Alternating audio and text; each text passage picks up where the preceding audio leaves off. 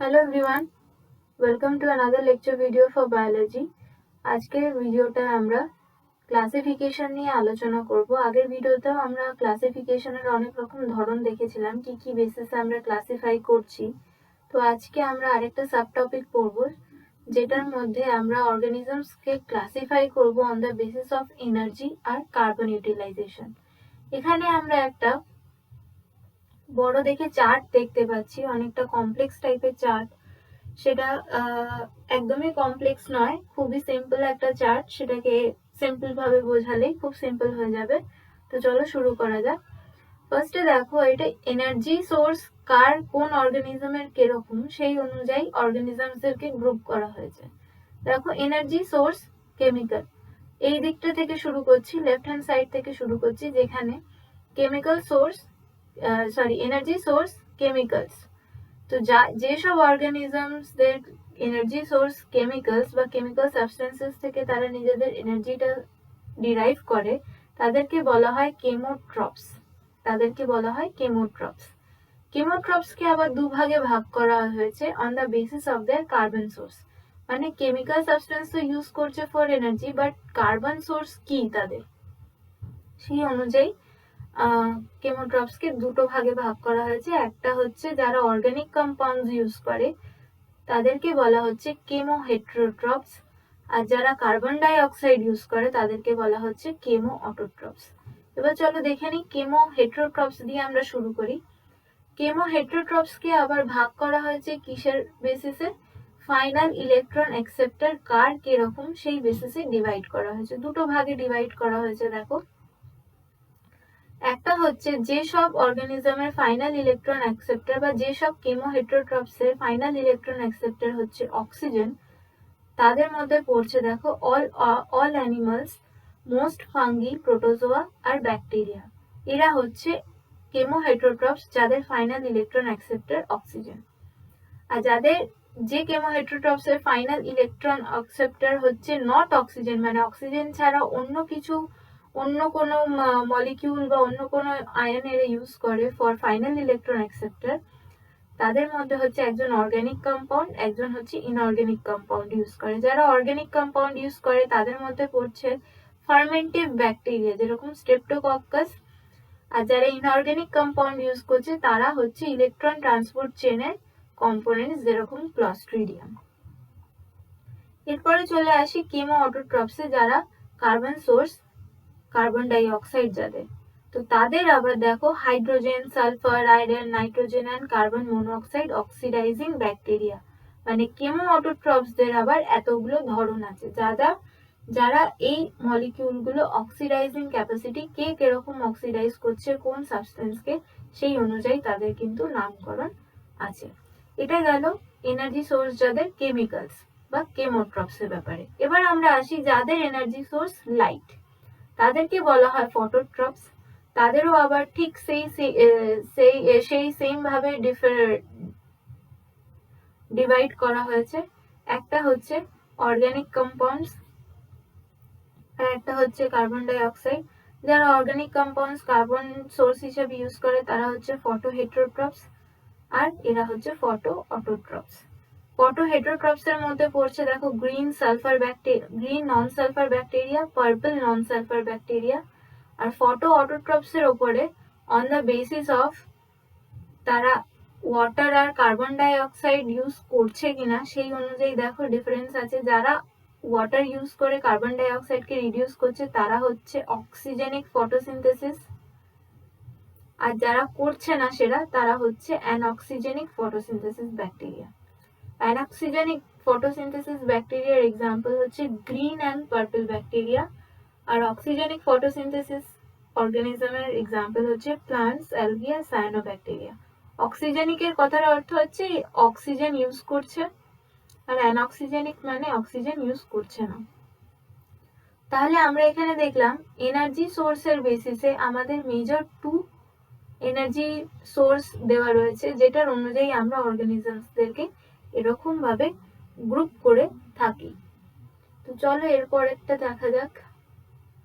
এবার carbon source মানে energy source দিয়ে তো আমরা করলামই, তার সাথে সাথে কিছু কিছু এমন ভাবেও আমরা অর্গানিজমস গুলোকে এই প্যারামিটার্স গুলোর উপরে, যেরকম এনার্জি সোর্স, কার্বন সোর্স, এই অনুযায়ীও কিন্তু আমরা একটা অর্গানিজমকে ডিভাইড বা ক্লাসিফাই করতে পারি। তো চলো দেখে নিই কিভাবে ক্লাসিফাই করছি আমরা। এনার্জি সোর্সের বেসিসে আমাদের কাছে আছে দুটো, যেরকম এখনই বললাম, ফটোট্রপস আর কেমোট্রপস।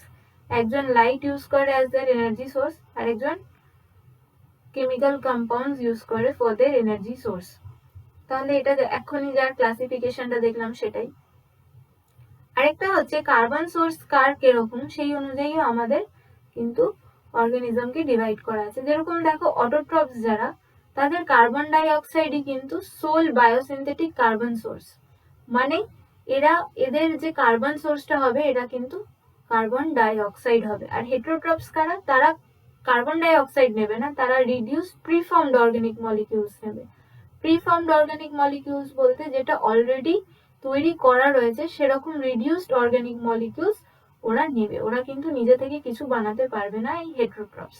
অটোট্রপস এর এক্সাম্পল তো প্লান্টস, আর হেটারোট্রপস মানে যত অ্যানিমালস আছে তারা। যারা নিজেদের খাবার বানাতে পারে না তারা হচ্ছে হেটারোট্রপস, আর যারা বানাতে পারে তারা হচ্ছে অটোট্রপস।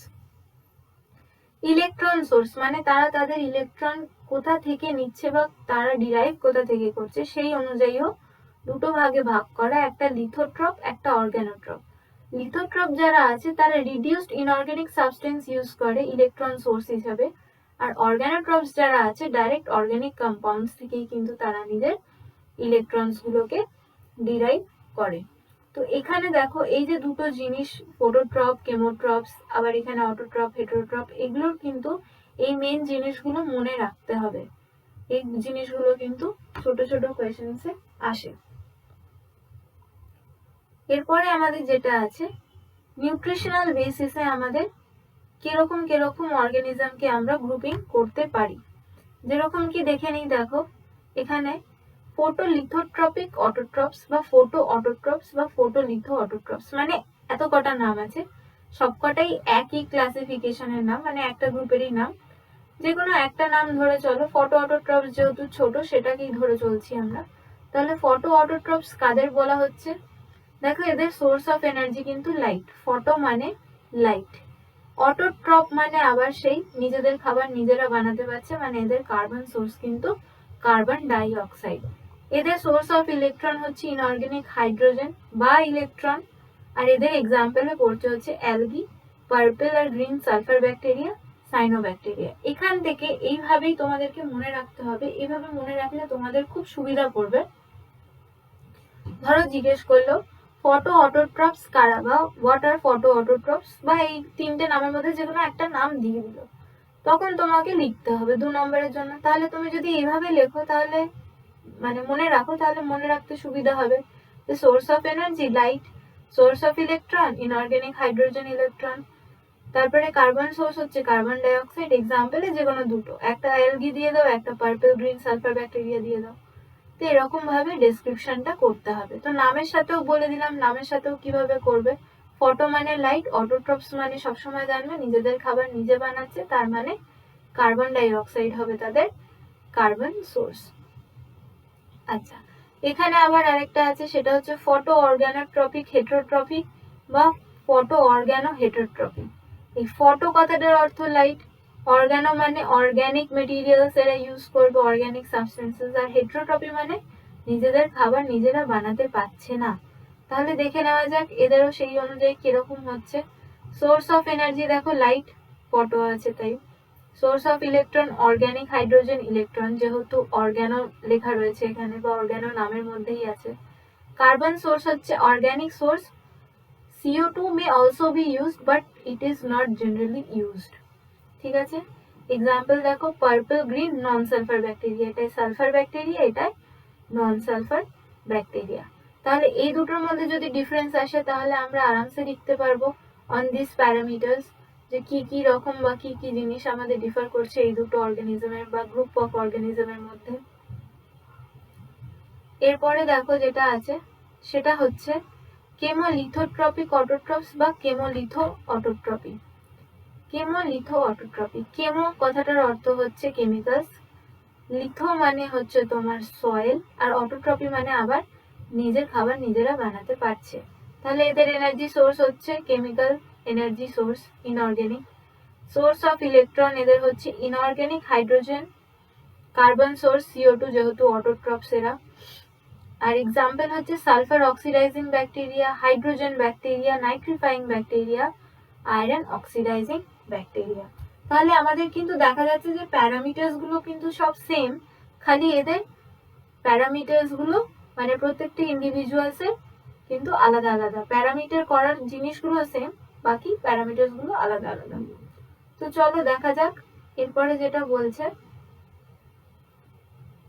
সেটা হচ্ছে কেমো অর্গানোট্রপিক হেটারোট্রপস। কেমো আবার কেমিক্যাল এনার্জি সোর্স, অর্গানো মানে অর্গানিক সাবস্টেন্স ইউজ করে, হেটারোট্রপি মানে আবার তারা তাদের কার্বন সোর্স কিন্তু অর্গানিক কার্বন সোর্স। এই দেখো এখানে লেখা আছে তাই। Source of energy chemical energy, source of electron inorganic hydrogen বা ইলেকট্রন ডোনার, কার্বন সোর্স হচ্ছে অর্গানিক কার্বন সোর্স। আর এটার এক্সাম্পল হচ্ছে প্রোটোজোয়ান ফাঙ্গি নন ফটোসিনথেটিক ব্যাকটেরিয়া। তাহলে বোঝা গেল কি হচ্ছে এখানে।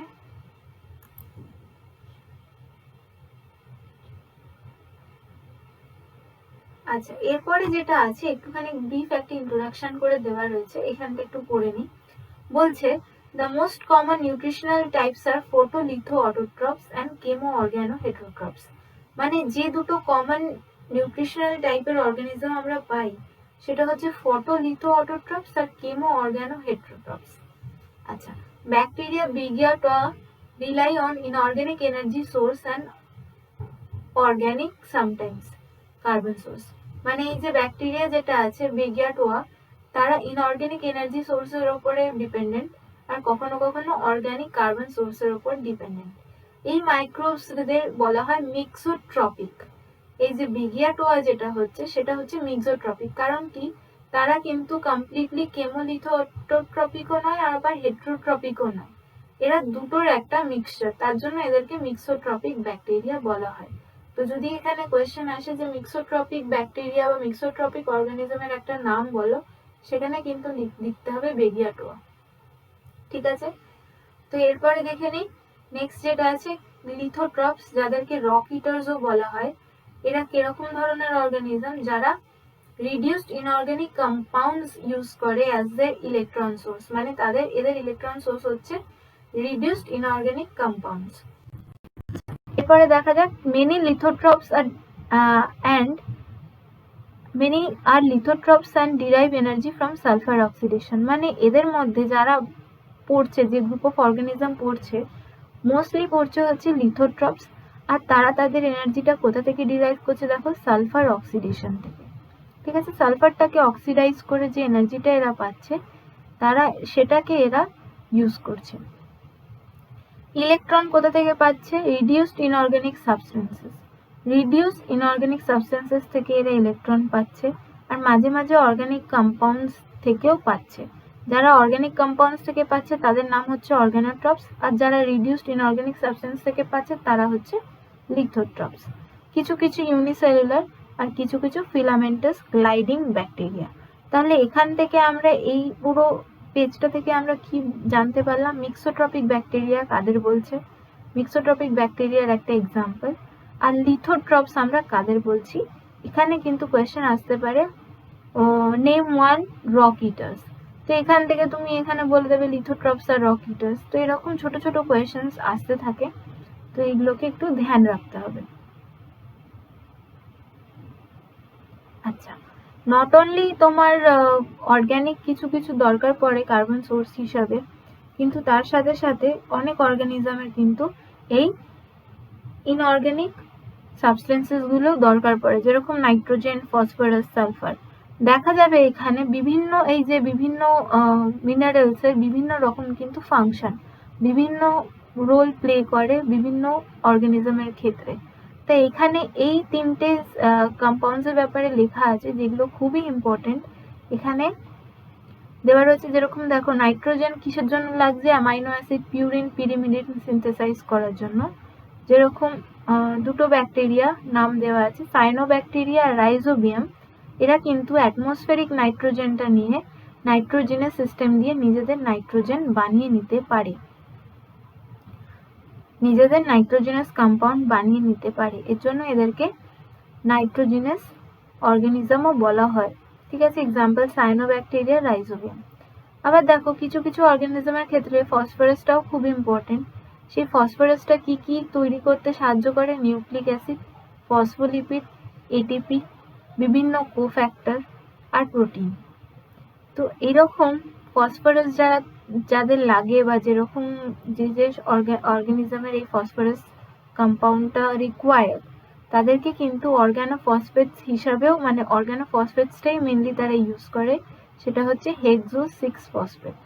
ঠিক আছে, যেটা তারা ডাইরেক্টলি প্রোটিনের থ্রুতে নিজেদের ভিতরে নিতে পারে। আর লাস্টে যেটা লেখা রয়েছে সেটা হচ্ছে সালফার, যেটা কি কি কাজে লাগে? অ্যামাইনো অ্যাসিড সিস্টিন আর মিথিওনিন তৈরি করতে কাজে লাগে। কিছু কিছু কার্বোহাইড্রেট যেরকম বায়োটিন আর থায়ামিন তৈরি করতেও কাজে লাগে। এদেরকে বেসিক্যালি ইউজ করা হয় সালফেট সোর্স হিসাবে, যারা অনেক সাইকেল, মানে ধরো অ্যাটমসফিয়ারে তো অনেক রকমের এয়ার থাকে যার মধ্যে সালফার, নাইট্রোজেন এসবও রয়েছে। তো এই সব cycle, nitrogen cycle, sulphur cycle, carbon cycle, এগুলোকে ক্যারি ফরওয়ার্ড করার জন্য এই অর্গানিজমসদের কিন্তু খুব বেশি সিগনিফিকেন্স। ঠিক আছে, এরপরে দেখে নিই চলো আর কি ক্লাসিফিকেশন আছে। এরপরে যে ক্লাসিফিকেশনটা আছে এটাও খুব ইম্পর্টেন্ট একটা ক্লাসিফিকেশন, এখান থেকে খুব কোয়েশ্চেন আসে। সেটা হচ্ছে এক্সক্রিশন আর মেটাবলিক ওয়েস্টের বেসিসে একটা অর্গানিজমকে আমরা কি কিভাবে ক্লাসিফাই করতে পারি। আচ্ছা, এক্সক্রিশন আর মেটাবলিক ওয়েস্ট বলতে আমরা যেটা বুঝে থাকি যে যখন কোনো অর্গানিজম একটা ফুড কনজিউম করছে তখন অবভিয়াসলি সেটার একটা ওয়েস্ট জেনারেট হবে। সেই ওয়েস্টটাকেই বলা হয় মেটাবলিক ওয়েস্ট।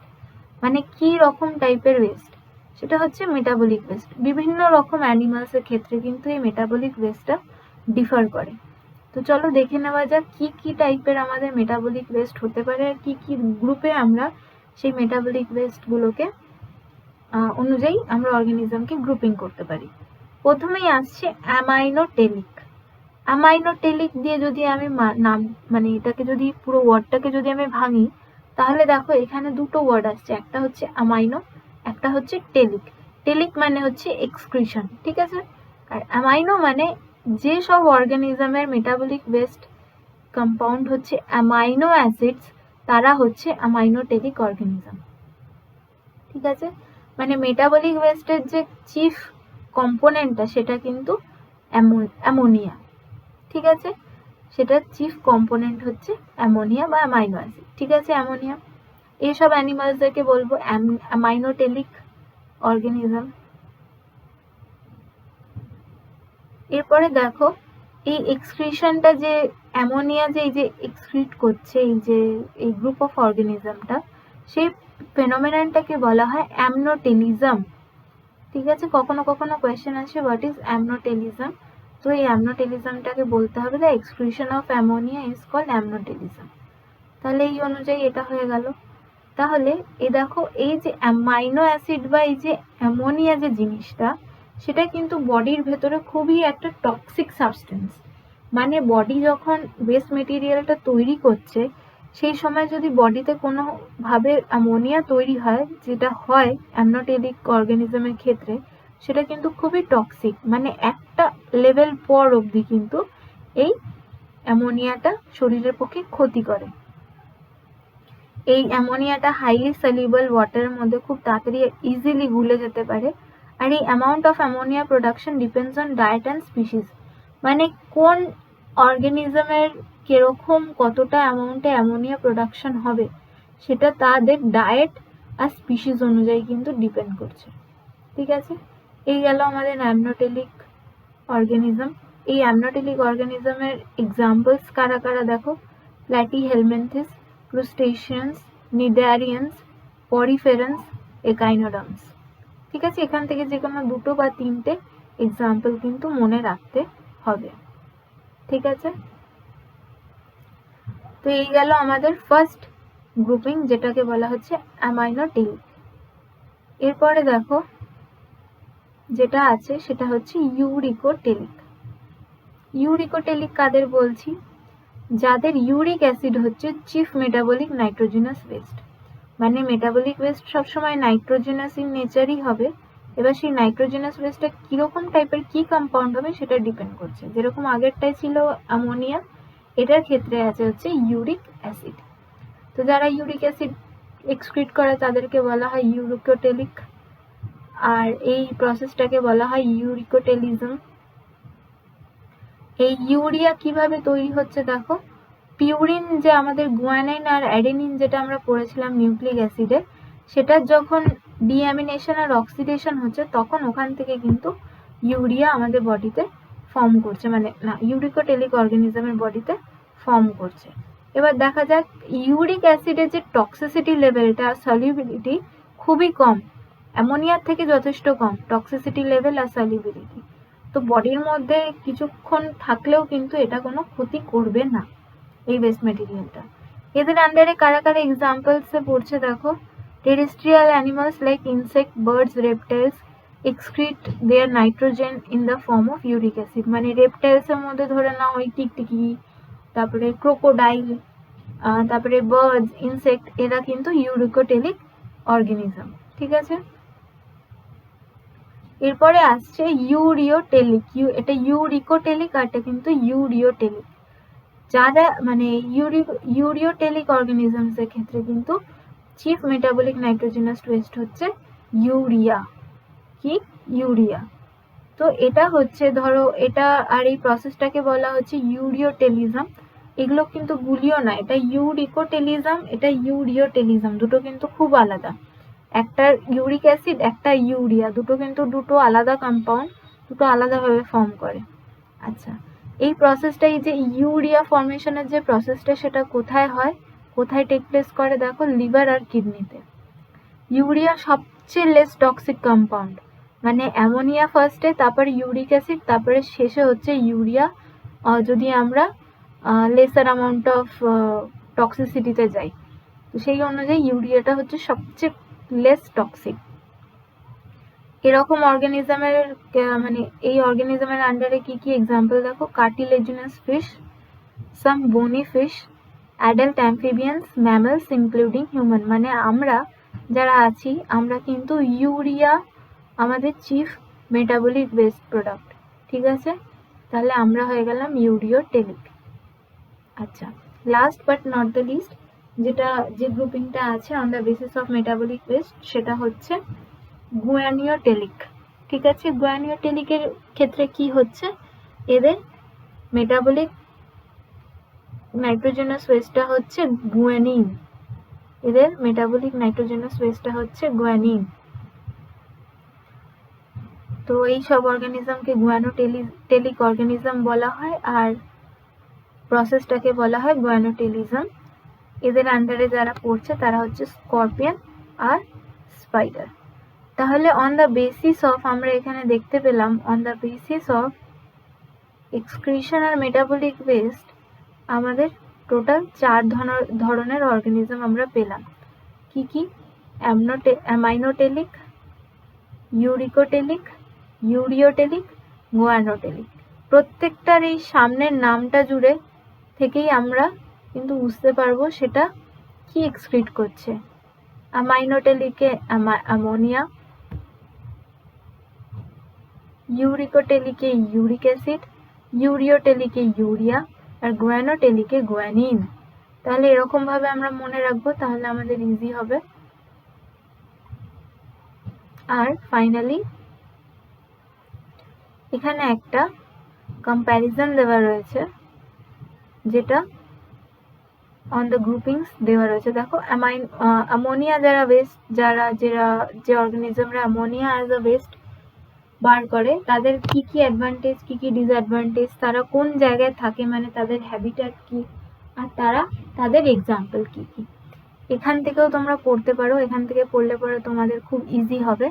দেখো, যেরকম এখানটা লেখা আছে, অ্যামোনিয়া যারা এক্সক্রিট করে তাদের অ্যাডভান্টেজ হচ্ছে এই ওয়েস্টটা জেনারেট করতে তাদের সবচেয়ে কম এনার্জি লাগে।